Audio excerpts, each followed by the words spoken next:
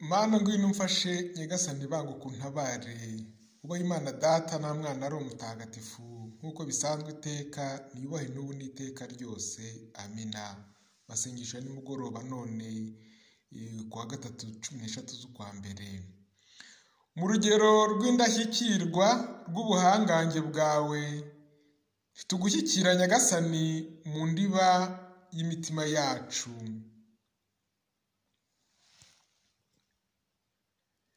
Ikirari cy'icyicaro cyawe gihari ni nk'icyuho kinini gikomeye. Imbere y'ubudaherahezwa bwawe buganje isi yo hasi cyane, kuko yabumbwe n'ikiganza cyawe, ariko iratakambira aho yahabiye kure yawe, iratakambana akababaro itewe no kwicecekera kwawe. Mu mihangayiko yo kutakubona ni wowe ubwawe nyagasani, ni wowe wadusanze. Ntukire kure yacu nk'umunyamahanga, ahubwo wadutashyemo utubera inkoramutima yigaragariza mu bengerane. Aho tubundikiwe n'iyobera ryawe tugerageza kukumenya, ariko ntitugushyikira. Umukene wenyine niwe ubasha kukwakira n'umutima uhora witeguye. Amaso arangamiye urumuri rwawe. Zaburi ya 26. Nyagasani urumuri rwanjye n'agakiza kanjye. Nyagasani urumuri rwanjye n'agakiza kanjye, ninde wantera ubwoba? Uhoraho ni urumuri rwanjye n'agakiza kanjye, ninde wantera ubwoba?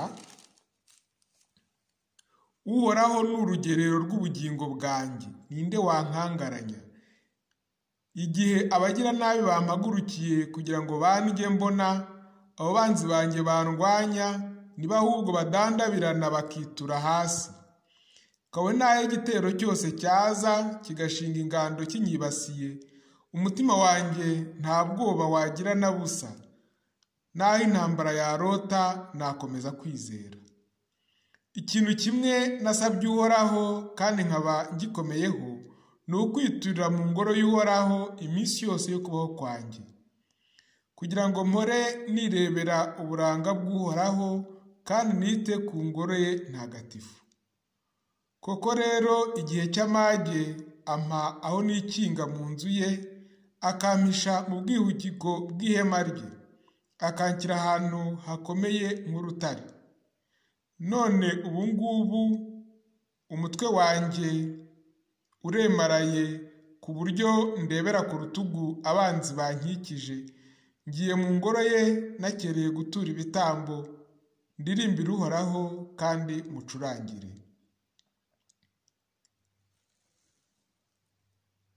Uhoraho umva ijwi ryanjye ndagutakira, gira ibambu nsubize. Umutima wanjye wanyibukije ijambo ryawe, we wavuze uti mushakashake uruhanga rwanjye. None rero Uhoraho nirwo nshakashaka, ntumpishe uruhanga rwawe. Wirakara ngo uhinde umuyoboke wawe, ni we muvunyi wanjye.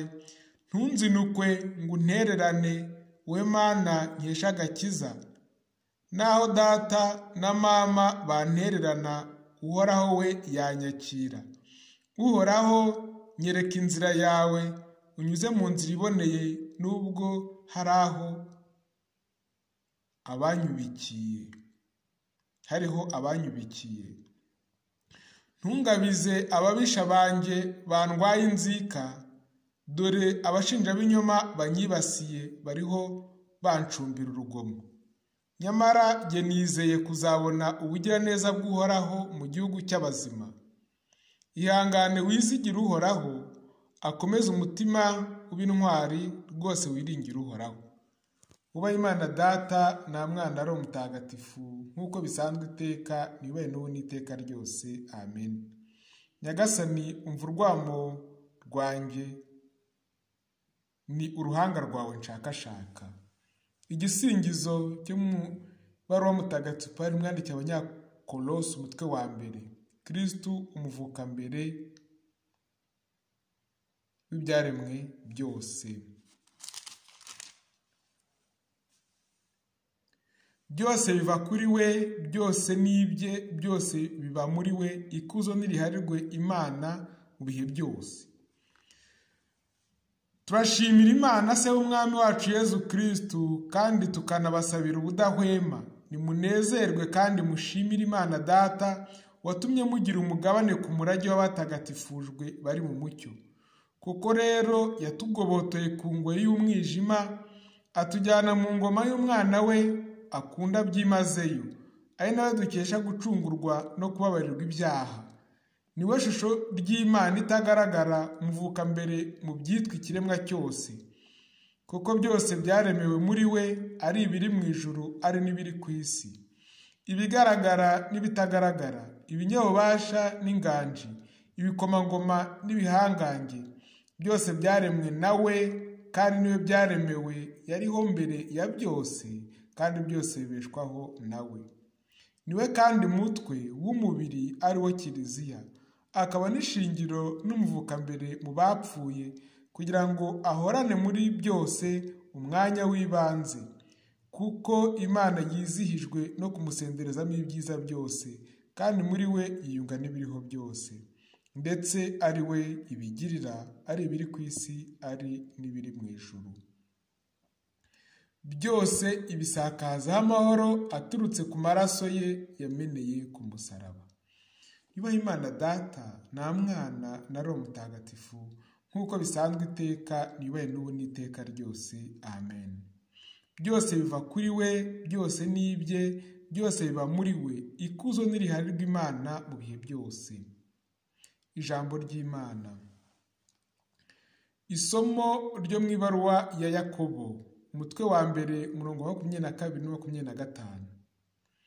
Mube abantu bagaragaza mu bikorwa ijambo ry'Imana, ko kwishimira kuryumva byonyine ari ukwibeshya.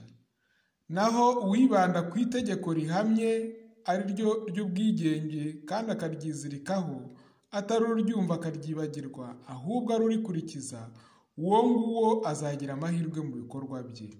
Iryo ni ijambo ry'Imana. Turishimiye Imana. Yezu Kristu nzira y'ukuri, uru rumuri ruboneshereza intambwe zacu. Uvuga ukuri wese akomoka kuri wowe. Yezu Kristu nzira y'ukuri, uru rumuri ruboneshereza intambwe zacu. Ukunda aba yaravutse ku Mana kandi akamenya Imana. Yezu Kristu nzira y'ukuri, uru rumuri ruboneshereza intambwe zacu. Igisingizo cya Bikira Mariya. Urukundo rwa Nyagasani rusesekazwa ku bamutinya mu bihe byose.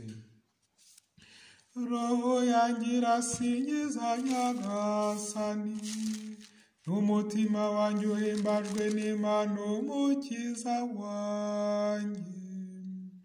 Kuko yitegereje ubukene bw'umuja we, twose kuva ubu ngubu amasekuruza yose azanyita umuhire. Kuko nyir'ububasha yangiriye ibintu by'agatangaza, izina rye ni ritagatifu, kandi abamutinya bagirira impuhwe. Uko amasekuruza agenda asimburana n'amasekuruza, yerekanye imbaraga zimuri mu maboko, yatatanyije abikuza mu bitekerezo by'umutima wabo.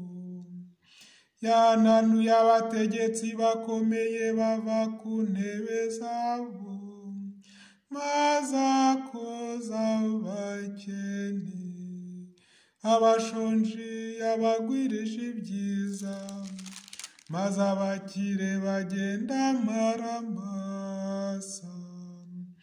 Yatabaye Israeli umugaragu we, kuko yibutse impuhwe ze, nk'uko yari yarabibwiye abakurambere bacu, agirira Aburahamu n'urubyaro rw'iteka.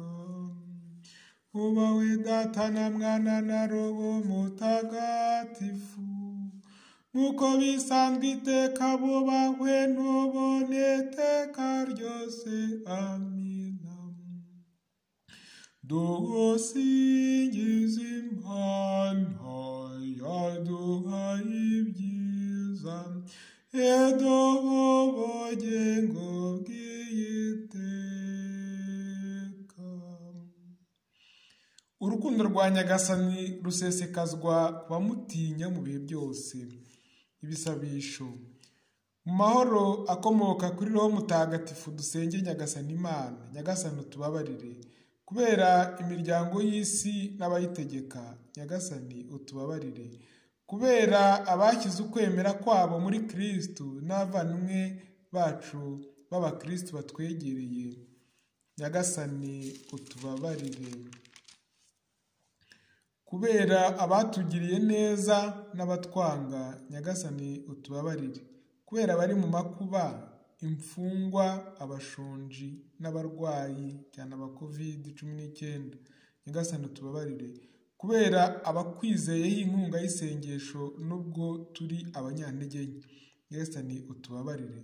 Kubera twebwe ubwacu n'abaruhukiye mu mahoro, turazirikana by'umwihariko Padiri Hermenegilde Twagirumukiza wakwitabye mu rukerera rw'uyu munsi. Nyagasani umwakire mu ntore zawe. Nyagasani utubabarire. Dawe uri mu ijuru, izina ryawe ryubahwe, ingoma yawe yogere hose, icyo ushaka gikorwe munsi nk'uko gikorwa mu ijuru. Ifunguro ridutungura iduhe none, utubabarire ibicumuro byacu nk'uko natwe tubabarira abaducumuyeho, ntuduterane mu bitwoshya ahubwo udukize icyago. Amen. Dusabe. Nyagasani uturinde muri uyu mugoroba nk'uko waturinze umunsi wose, kandi ukuze ukwizera kwacu ko kudufasha kuzabana nawe mu rumuri rutagira iherezo, ku bwa Yezu Kristo umwami wacu. Amina.